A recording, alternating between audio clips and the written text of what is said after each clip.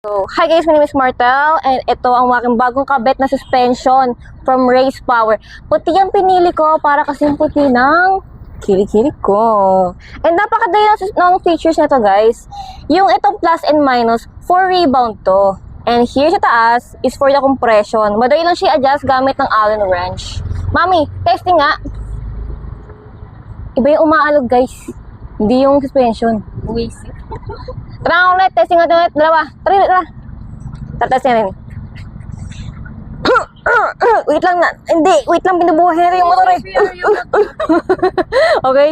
Nakita niyo naman na adjust naman siya. Gumagano no. Twing, twing, twing, twing, twing. Alam mo yung effects na yun? Ayun na yun ang sinasabi ko. Okay, testing ko nga rin ngayon dalawa ang nakasakay.